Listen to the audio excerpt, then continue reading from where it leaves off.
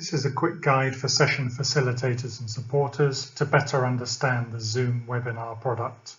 Remember, this conference is using two different Zoom products, Zoom Webinar and Zoom Meeting, to run the different sessions.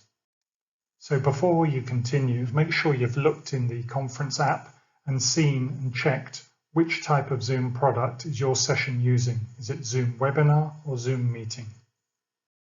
Instructions for how to download the Event Central app for the conference, as well as a whole series of other information and help, is available on the ISPIM conference website under the Virtual Venue tab. Here you'll also find links to guidelines specifically written for session facilitators and supporters.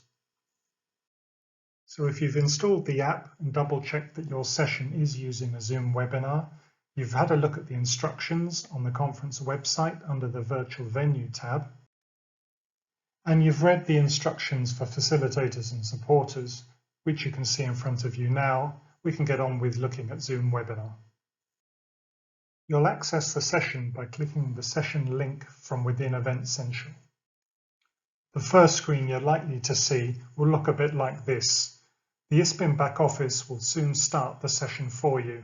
And that's the good news. We'll have taken care of pretty much all of the settings, as well as logins and passwords and so on. The ISPIM back office will start your session for you exactly 10 minutes before it's due to start.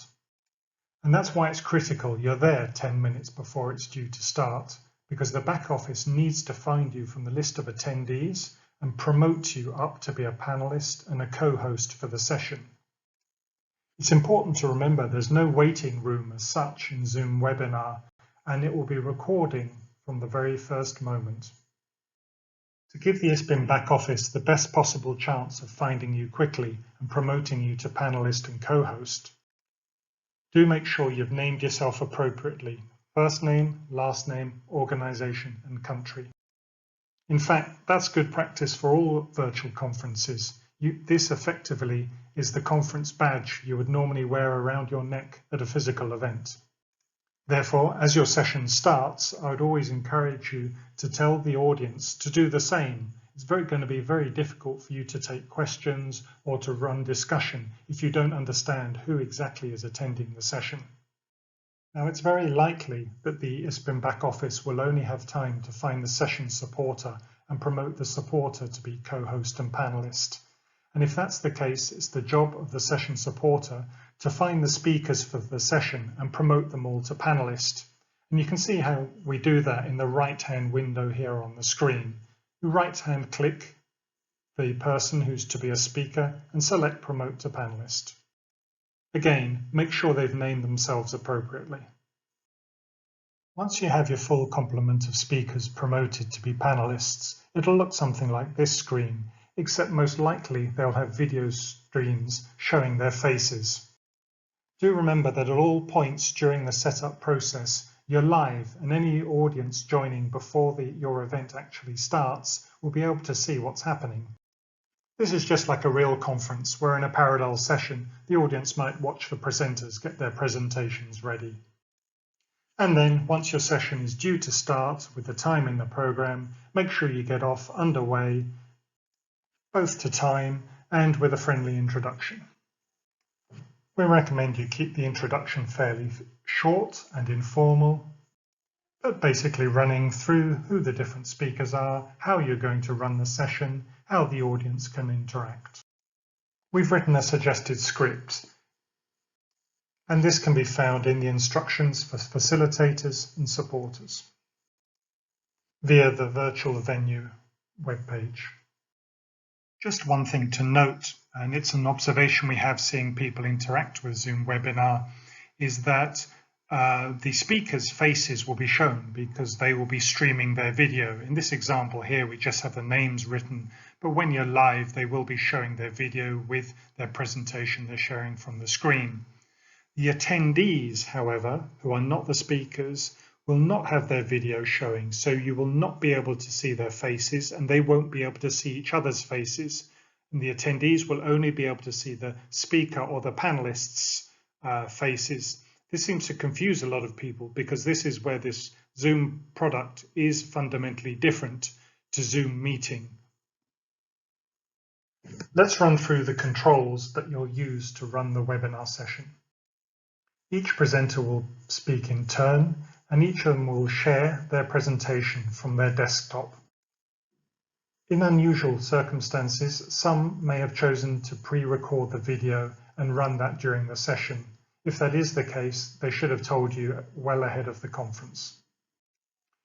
You'll be able to see who the panelists are and who's listening to the session by looking at the right-hand window where you see the tabs Panelist and Attendees. As you can see in the top left-hand corner, the webinar is recording from the get-go. Don't change this, we do want it to be recording. At the bottom center, you'll see various icons, participants, Q&A, polls, and chat. Q&A, questions and answers, that's where you'll invite participants to ask their questions, which then the session facilitator and the session supporter between them can put to the presenter after the presentation. Distinctly, the chat is different. It's likely that quite a lot of delegates will get confused between the two, but the chat allows delegates to network and chat to each other as well as post more technical questions to yourselves, whereas the Q&A is reserved for content-related questions and answers. Please do try and be strict on this, otherwise it gets very difficult for the session facilitator and supporter to moderate.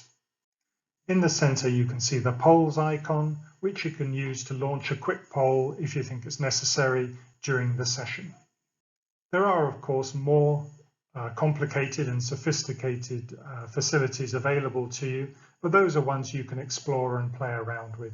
You don't really need them because, as I say, the session will have been set up for you exactly how we would like it to be.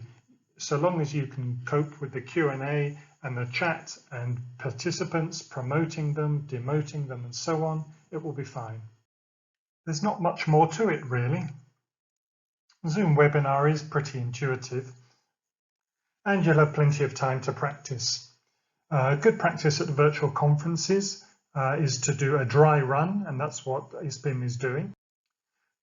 This means your session or your sessions, if you're involved in several, will each have a dry run exactly 7 days before the real session at the actual conference.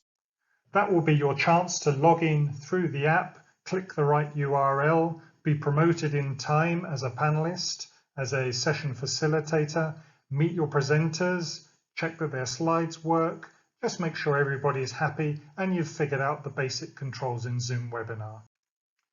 Of course, perhaps some things won't run to plan, but better that they don't run to plan during the dry run than the real thing. And if there are any remaining questions, doubts, or issues, we're running a drop-in session, which is happening every day from Sunday the 31st to Thursday the 4th of June at 1 o'clock Central European Time. You don't need an appointment, just drop in and ask your question and we'll be happy to help. So I hope you have a great session. I hope this has been useful. If you have any lingering doubts, don't hesitate to get in contact with us at admin@ispim.org.